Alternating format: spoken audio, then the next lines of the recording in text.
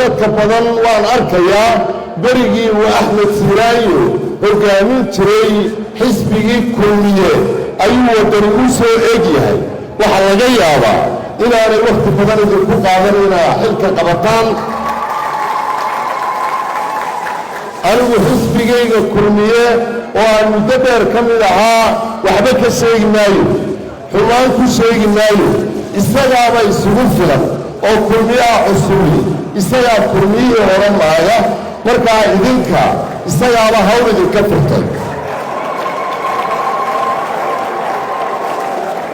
imankana ilaa maalmahan waxaan arkayey waraaqihii xafiisyada oo suuqa lagu soo saydhay waxaan leenahay warqadaha uun xafiisyada u daaya warqadaha xafiisyada daaya arkiifyo weeye daaya waa la kaydiyaayo daaya sirta qaranka dibadda ha soo dhigina idinkuna mooyeyna qof iyo qofqofmaataan oo ku waxyeelaysaan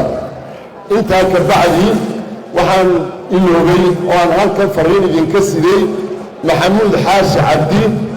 iyo ragga waaweyn asxaabta ah ee xisbiga wadahadallada la furay oo halkan salaan idinka soo gudbinaya wadahadalladoodaasina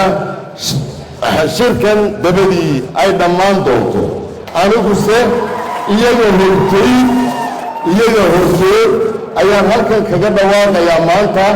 inaan iska casilay xilkii xildhibaannimadii iyo xubinnimadii kulmiye والسلام عليكم ورحمة الله وبركاته